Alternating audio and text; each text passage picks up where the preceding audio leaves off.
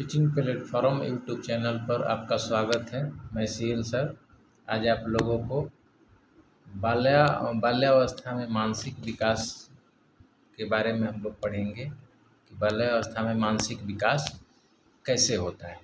तो मानसिक विकास का अर्थ है कि इसे मानसिक विकास या बौद्धिक विकास दोनों कहते हैं। तो ये बहुत ही शैक्षिक दृष्टि से बहुत ही महत्वपूर्ण चैप्टर है। तो इसमें हम लोग पूरा पार्ट वाइज पढ़ेंगे कि बाल्यावस्था के मानसिक विकास में क्या क्या होता है। 6 से 12 वर्ष तक जो बाल्यावस्था है उसे पर ईयर में क्या क्या विकास होता है 6 से 12 तक, और उसके बाल्यावस्था को कौन कौन से मानसिक विकास को प्रभावित करते हैं बाल्यावस्था में। देखिए, एक चीज़ को हम लोग टॉपिक वाइज सारा चीज़ एकदम पॉइंट वाइज इसको पढ़ेंगे। परीक्षा की दृष्टि से बहुत ही महत्वपूर्ण ये आपका टॉपिक है। तो आइए आज हम लोग इसको पढ़ेंगे कि बाल्यावस्था का मानसिक विकास यानी कि मेंटल डेवलपमेंट इन चाइल्डहुड। तो इसका मीनिंग है, इसका अर्थ है, इसके कहने का मतलब है कि मानसिक विकास और बौद्धिक विकास एक ही कहलाता है। मानसिक विकास और बौद्धिक विकास एक ही कहलाता है। तो ये कहीं ना कहीं हमारे विकास को प्रभावित करते हैं। तो मानसिक विकास और बौद्धिक विकास का तात्पर्य ये है कि मानसिक योग्यता और क्षमताओं में वृद्धि।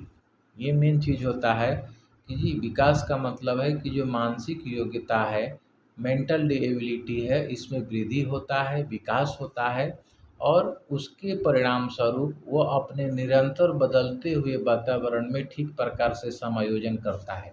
यानी एडजस्टमेंट की प्रक्रिया जो होती है वो कहीं ना कहीं मानसिक विकास पर निर्भर करता है। बड़ी बड़ी जो कठिन उलझन है, समस्या है, सुलझाने के लिए मानसिक शक्तियों की पूरी तरह से समर्थ होना पड़ता है। अगर हम कोई भी कठिनाई है, अगर हम मानसिक रूप से सक्षम नहीं है, मानसिक रूप से हम उलझन से मुक्ति पाने के हमको आइडिया नहीं है, तो कहीं ना कहीं बहुत ही तो मानसिक शक्ति भी एक ऐसा है जो हमारे कठिन से कठिन परिस्थितियों में और उलझनपूर्ण समस्याओं में निजात दिलाता है। तो ये कहीं न कहीं बहुत ही महत्वपूर्ण विकास है बाल्यावस्था के लिए। वास्तव में क्या है कि संवेदना, प्रत्यक्षीकरण, कल्पना, स्मरण शक्ति, तर्क शक्ति, विचार शक्ति, निरीक्षण, परीक्षण, सामान्यीकरण शक्ति, बुद्धि, भाषा संबंधी योग्यता, समस्या समाधान संबंधी योग्यता, निर्णय लेने की शक्ति, ये सब क्या है, मानसिक और बौद्धिक विकास की क्षमता है। तो इसके आधार पर हम लोगों को मानसिक विकास और वृद्धि प्रक्रिया द्वारा नियंत्रित होती है। ये सभी मानसिक शक्तियाँ अथवा योग्यता क्या करते हैं कि एक दूसरे से संबंधित है। जब इसमें से किसी का आप अकेले होना किसी दूसरे को प्रभावित किए विकसित होना संभव नहीं है। इसलिए हम किसी स्तर पर किसी बालक की मानसिक विकास की बात करते हैं तो उस समय हम इसका तात्पर्य उन सभी योग्यता, क्षमताओं, शक्तियों समन्वित विकास से होता है। जो कोई भी शक्ति, क्षमता और योग्यता जो है मानसिक विकास का मुख्य कारक है। तो ये कहीं न कहीं हमारा एक जेम्स ट्रेवर के अनुसार जो है मानसिक विकास का मतलब है कि व्यक्ति के जन्म से परिपक्वता तक की मानसिक क्षमताओं एवं मानसिक कार्यों का उत्तरोत्तर प्रकटन, संगठन की प्रक्रिया को मानसिक विकास कहा जाता है। क्या है कि मानसिक क्षमता, मानसिक कार्य का उत्तरोत्तर प्रकटन, संगठन की मात्रा, ये जो है मानसिक विकास पर कहीं न कहीं कहलाती है। रेवर भी उसी संबंध में बोले हैं। रेवर ने बोला है कि मानसिक विकास का तात्पर्य संज्ञानात्मक विकास उन सभी प्रणाली परिवर्तनों से है जो समय बीतने के साथ व्यक्ति में घटित होते हैं। संज्ञानात्मक विकास जो जीन पियाजे दिए हैं वो कहीं न कहीं मानसिक विकास इसी अवस्था के लिए दिए हैं। जीन पियाजे की थ्योरी बहुत अच्छी तरह से उसको भी थ्योरी को हम लोग पढ़ेंगे, लेकिन टॉप पॉइंट वाइज हम उसको अभी पढ़ रहे हैं। तो अब हम लोग पढ़ेंगे कि बाल्यावस्था में जो मानसिक विकास होता है वो क्या होता है। तो बाल्यावस्था की मानसिक विकास की गति जो होता है अति तीव्र होती है। ये बहुत तेज गति से मानसिक विकास होता है बाल्यावस्था में। बाल्यावस्था यानी कि 6 से 12 बरस की आयु जो है, ये बाल्यावस्था कहलाती है। तो बालक की मानसिक क्रियाओं में परिपक्वता दिखाई पड़ती है। तो हम लोग एक-एक चीज़ को पढ़ेंगे कि 6 से 12 बरस में क्या-क्या परिवर्तन होंगे, चूँकि प्रत्येक ईयर में कोई ना कोई परिवर्तन आता है। तो छठे बरस में जो बालक है, उसका परिवर्तन क्या है कि बालक को बुद्धि, मानसिक शक्तियों का पर्याप्त विकास हो जाता है, वह समर्थ प्रश्नों का सही उत्तर देने लगता है, उसमें स्मरण शक्ति एवं कल्पना शक्ति का पर्याप्त विकास होता है, यानी कि वो चिंतन करने लगता है, स्मरण उसको कुछ-कुछ बातें याद भी होने लगती है और जो प्रश्न है उसका सही उत्तर भी देने लगता है। तो ये कहीं न कहीं भाषा का कुशलतापूर्वक प्रयोग करने लगता है, यानी कि भाषा का भी उसका प्रयोग कहीं न कहीं आ जाती है छठे बरस में। तो ये भाषा का 7वाँ बरस में देखा जाए, 7वाँ बरस में जो है, 7वाँ बरस में क्या है कि 7वाँ बरस में जो है बालक छोटी-छोटी घटनाओं को वर्णन कर लेता है। अब वो छोटी-छोटी जो भी चीज़ को अपने हिसाब से जो घटित हुई चीज़ों को देखता है, वो कहीं न कहीं वो उसी भाषा में उसको प्रकट करने का, छोटी-छोटी घटनाओं को वो वर्णन कर लेता है और वस्तुओं में सामान्यताएँ और अंतर बताता है कि उसमें कुछ अंतर भी उसको समझ में आता है, लड़के और लड़कियाँ में क्या अंतर है। तो ये कहीं न कहीं ये अंतर बता पाता है और संदेश ला और ले जा सकता है। कोई चीज़ अगर आप कहेंगे तो उसको वो पहुँचा सकता है, उस बात को किसी दूसरे के सामने प्रकट भी कर सकता है। जो कोई दूसरा कहता है वो आपके सामने आकर बता भी सकता है। तो ये कहीं न कहीं छोटी घटनाओं को वर्णन करता है, समानताएँ और अंतर बताता है 7वाँ बरस में और संदेश लाकर ले भी जा सकता है। तो कहीं न कहीं ये 7वाँ बरस बहुत महत्वपूर्ण है मानसिक विकास के तौर पर। 8वाँ बरस देखा जाए, 8वाँ बरस में क्या है कि बालक छोटी-छोटी सामान्य समस्याओं को हल करने की क्षमता विकसित कर लगता है। छोटी-छोटी जो समस्याएँ आती है, वो हल करने का प्रयास वो कर लेता है, हल कर लेता है, कविताएँ, कहानियाँ याद कर लेता है। इस 8वाँ बरस में क्या है कि छोटी-छोटी प्रॉब्लम को वो खुद सॉल्व कर लेता है। जैसे अगर प्यास लगी है, तो वो पानी अपने आप उठाकर पी सकता है। अगर उसको अगर उसको कहीं बाहर घूमने का इच्छा है, तो जाकर वो घूम सकता है, वो खेल सकता है, वो कहीं न कहीं छोटी-छोटी समस्याओं को समाधान कर सकता है। तो ये कहीं न कहीं ये और कहानी और कविता वो याद करने लगता है। 8वाँ बरस भी मानसिक दृष्टि से बहुत महत्वपूर्ण अवस्था है। 9वाँ बरस देखा जाए, 9वाँ बरस भी कहीं न कहीं बाल्यावस्था के लिए महत्वपूर्ण है। 9वाँ बरस में क्या है कि बालक समय, दिन, तारीख, वर्ष आदि बताने लगता है। वो डेट, तारीख, ईयर सब वो उसको अब बताने के लिए सक्षम हो जाता है 9 बरस में। उसे सिक्कों का ज्ञान हो जाता है, पैसों का ज्ञान हो जाता है कि वो सिक्का जो है और नोट में अंतर वो जान पाता है। रुपया और पैसा को गिनना आ जाता है, जोड़ना-घटाना भी आ जाता है, महीना, वर्ष आदि का ज्ञान हो जाता है। तो 9वाँ बरस भी उसके लिए मानसिक दृष्टि से बहुत महत्वपूर्ण अवस्था है, जिसमें वो पूरा ईयर वाइज़ डेट और सिक्का का हिसाब-किताब और पैसा नोट गिनने का ज्ञान आ जाता है। 9वाँ बरस भी मानसिक दृष्टि से बहुत महत्वपूर्ण है। 10वाँ बरस में देखा जाए, 10वाँ बरस में क्या है, ये भी बहुत महत्वपूर्ण अवस्था है। बालक द्रुत गति से बोलने लगता है, यानी कि तेज गति से वो चीज़ को बोल सकता है। 3 से 4 मिनट में 60 से 70 शब्द कह सकता है। 3 से 4 मिनट में 60 से 70 वर्ड वो कह सकता है। वो दैनिक जीवन के लिए नियमित कार्यों को स्वयं करने में सफल हो जाता है, सही ढंग से निरीक्षण भी कर लेता है और तार्किक चिंतन भी करने लगता है। तो चिंतन-मनन भी उसको आ जाती है, ऑब्ज़र्व भी करने की क्षमता आ जाती है। तो कहीं न कहीं बाल्यावस्था में ये भी कहीं न कहीं ये बहुत महत्वपूर्ण अवस्था है। 11 बरस की अवस्था में देखा जाए, 11 बरस में क्या है कि बालक 6 अंक आने की ओर लगभग 4 अंक पीछे की ओर उल्टी गिनती पुनरावृत्ति कर सकता है। वो बच्चे गिनती गिनने के लिए वो व्यस्त हो जाते हैं, सीधा गिनती और उल्टा गिनती, किसी तरह से भी वो हिसाब किताब नंबर की उसको बहुत काफ़ी हद तक वो ज्ञान हो जाता है। साधारण जो है पैसेज पढ़कर, गद्यांश पढ़कर उसका सारांश भी, समरी भी बता सकता है, और छोटी-छोटी वस्तुओं, घटनाओं को तुलना कर सकता है, यानी कंपैरिज़न भी कर सकता है वो, अंतर भी बता सकता है और किसी घटना का कारण भी बता सकता है। तो कहीं न कहीं 11 बरस में भी ये अवस्था बहुत ही महत्वपूर्ण अवस्था है। 12 बरस जो है ये अंतिम अवस्था है। 12 बरस में देखा जाए क्या करता है बच्चा, 12 बरस आते-आते बाल्यावस्था में बालक में तर्क और समस्या हल करने की योग्यता का विकास हो जाता है।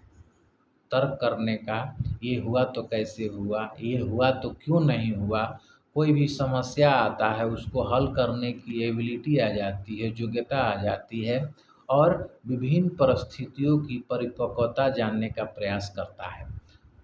कठिन शब्दों की व्याख्या भी करने लगता है और छोटी-छोटी बातों को कारण बताने की क्षमता का भी विकास हो जाता है। विवेक में वृद्धि भी होती है, जिससे वह दूसरे बालक को सलाह भी देने लगता है और वह देखी हुई वस्तु या घटनाओं को 75% तक बातें बता सकता है। यानी कि कोई भी बात को 75% वो चीज़, घटना को वर्णन कर सकता है। तो ये कहीं न कहीं ये भी स्टेज जो है, एज बहुत ही महत्वपूर्ण है। बाल्यावस्था में बालक और बालिकाओं का ज्ञानेंद्रियाँ परिपक्व हो जाती है, मैच्योर हो जाती है ज्ञानेंद्रियाँ, वो चीज़ों को समझना होगा। अब हम उसमें आगे देखेंगे कि बालक को विकास, मानसिक विकास को प्रभावित करने वाले कौन से कारक हैं, यानी फैक्टर इन्फ्लुएंस मेंटल डेवलपमेंट। मानसिक विकास बहुत ज़रूरी है, बालक का मानसिक विकास बहुत ज़रूरी है, और मानसिक विकास को कौन-कौन से तत्व प्रभावित करेंगे, ये भी आपके शिक्षक होने के नाते आपको जानना अति आवश्यक है। मानसिक विकास को प्रभावित करने के लिए क्रो ने क्या लिखा है, विभिन्न कारक मानसिक विकास को प्रभावित करते हैं, वंशागत नहीं। यानी कि ये कहीं न कहीं वंशानुक्रम नहीं होता है, ये कहीं न कहीं ये मानसिक विकास हमारे प्रभावित कुछ कारक हैं जो करते हैं। मंडल की रचना संभावित विकास की गति और सीमा को निश्चित करती है। कुछ अन्य भौतिक दशाएं, व्यक्तिगत और वातावरण संबंधी कारण मानसिक प्रवृत्ति को तीव्र और मंद कर सकते हैं। हमारे कहीं न कहीं वातावरण संबंधी भी कुछ कारण होते हैं जो मानसिक विकास को रोक सकते हैं। तो ये भी बहुत ध्यान देने की बात है, कौन-कौन से मानसिक विकास को प्रभावित करने वाले कारक हैं। तो पहला कारक है वंशानुक्रम, हेरिडिटी। ये भी कहीं न कहीं हमारे मानसिक विकास को प्रभावित करती है। उसमें क्या है कि मनोवैज्ञानिक ने अपने अध्ययन के द्वारा यह सिद्ध कर दिया है कि बालक वंशानुक्रम से मानसिक गुण और योग्यता प्राप्त होती है। यानी कि वो जो तेज बुद्धि के माता-पिता हैं, उसके बेटे भी तेज बुद्धि के होंगे।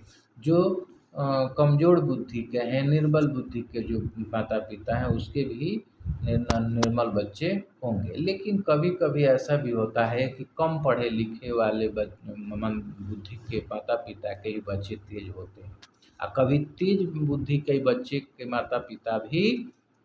माता-पिता जो तेज बुद्धि के हैं, उसका भी व्यक्ति मंदबुद्धि हो सकता है। ये कहीं न कहीं ये है। इस संबंध में गेट्स ने क्या कहा है? गेट्स ने कहा है कि किसी व्यक्ति का उससे अधिक विकास नहीं हो सकता है, जितना उसका वंशानुक्रम संभव बनाता है। कह रहा है कि उसका विकास तभी हो सकता है जब वो वंशानुक्रम, यानी कि जीन से उसको मिला हो। यानी कि आईक्यू क्षमता जितना होगी, उतना ही बच्चा का विकास हो सकता है। तो कोई भी उससे आईक्यू से अधिक विकास नहीं हो सकता है। जिसका आईक्यू तेज होगा, यानी कि 120 से अधिक जो है वो प्रतिभाशाली बालक है जिसकी आईक्यू है। तो इस तरह से आईक्यू पर निर्भर करता है वंशानुक्रम। परिवार का वातावरण भी कहीं न कहीं मानसिक विकास को प्रभावित करते हैं। उसमें कैसे करते हैं ये देखा जाए। बालक के मानसिक विकास को परिवार का वातावरण बहुत प्रभावित करता है। बालक के परिवार का वातावरण के अनुसार ही भाषा, बोलने का ढंग आदि सीखता है। यानी कि बच्चा सबसे पहले प्रथम पाठशाला क्या है? परिवार है। परिवार में ही बालक भाषा को सीखता है, बोलने का ढंग आता है। जिस परिवार में बालक पढ़ने लिखने पर ध्यान दिया जाता है, वातावरण शांत होता है, रचनात्मक होता है, बालक के मानसिक अभ्यास के लिए तरह तरह के गेम उपकरण उपलब्ध होते हैं, वहाँ मानसिक विकास क्या होता है?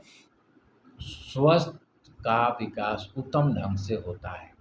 तो जिन परिवार के सदस्य आपस में सौहार्द में नहीं रहते हैं, आपस में लड़ाई झगड़ा करते रहते हैं, एक दूसरे के लिए अश्लील शब्दों का प्रयोग करते हैं, वहाँ बालक के मानसिक विकास वांछित दिशा में नहीं होता। वो गलत रास्ते पर बच्चा भटक जाता है, गलत चीज़ें को ज़्यादा सीख जाता है।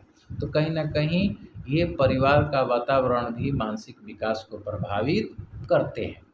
परिवार को सामाजिक, आर्थिक भी कहीं न कहीं सोशियो इकोनॉमिक स्टेटस भी कहीं न कहीं फैमिली का बच्चों को मानसिक विकास को प्रभावित करते हैं। कैसे करते हैं देखा जाए। उच्च सामाजिक एवं आर्थिक स्थिति से आने वाले बालक का मानसिक विकास निम्न सामाजिक आर्थिक वाले बालक से अधिक अच्छा होता है। यानी जो जो धनी घर के बच्चे जो हैं, वो गरीब घर के बच्चों से उसका मानसिक विकास अच्छा होता है, क्योंकि उसका इन्वायरमेंट उस तरह का मिलता है, सुविधाएं उस तरह से मिलती है, बच्चा उस तरह से सीखता है। क्योंकि भाषा जो है, बच्चा सबसे अधिक अनुकरण से सीखता है। तो अनुकरण, जिस परिवार में जैसा लोग होंगे वैसे बच्चा का विकास होगा। इस कारण से हम ये कह सकते हैं कि उच्च आर्थिक स्थिति से आने वाले बालक के सभी साधन, सुविधा और अवसर प्राप्त होते हैं, लेकिन वो गरीब और निर्धन व्यक्ति के घर में बच्चों का सुविधाएं नहीं मिल पाती है, तो मानसिक विकास कहीं न कहीं कम होता है। स्वास्थ्य भी कहीं न कहीं हमारे मानसिक विकास को प्रभावित करते हैं। हेल्थ क्या कैसे करते हैं? बालक का स्वास्थ्य मानसिक विकास स्वास्थ्य से घनिष्ठ संबंध होता है। प्राचीन काल से ही ये कहा जाता है कि स्वस्थ शरीर में स्वस्थ मस्तिष्क का निर्माण होता है। अगर हम स्वस्थ रहेंगे तभी हमारा मस्तिष्क स्वस्थ रहेगा और सही तरह से उसका विकास होगा। शारीरिक दृष्टि से सबल स्वस्थ बालक प्रायः निर्बल और अस्वस्थ बालक की अपेक्षा अपनी मानसिक क्षमताओं को अच्छे ढंग से विकसित कर लेता है। तो ये कहीं न कहीं हमारे स्वास्थ्य भी कहीं न कहीं मानसिक विकास को प्रभावित करते हैं।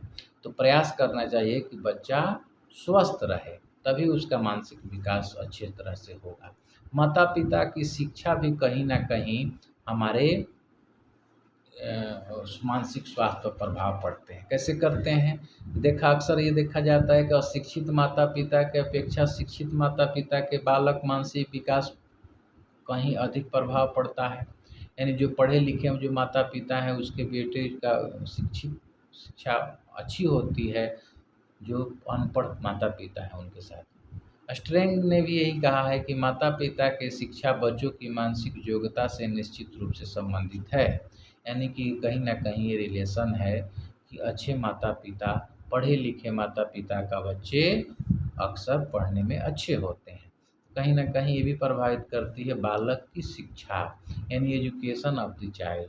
बच्चा कितना भी अच्छा हो, अगर उसको शिक्षा नहीं देंगे, ज्ञान नहीं देंगे, चूँकि शिक्षा जो है वो अंतर्निहित होती है, वो अंदर से आती है। तो अंदर को चूँकि भरने के लिए, अंदर से बाहर आने के लिए, जो शक्तियाँ के लिए आपको शिक्षा ज़रूरी है। तो बालक की मानसिक विकास में बालकों को विद्यालय का अत्यंत भूमिका होती है। ये हमारी शिक्षा कहाँ मिलता है? विद्यालय होता है। विद्यालय एक लघु समाज होता है। एक अच्छी विद्यालय बालकों को मानसिक विकास के पूर्ण अवसर प्रदान करते हैं, जिससे बालकों की मानसिक शक्तियों का अधिकतम विकास हो सके।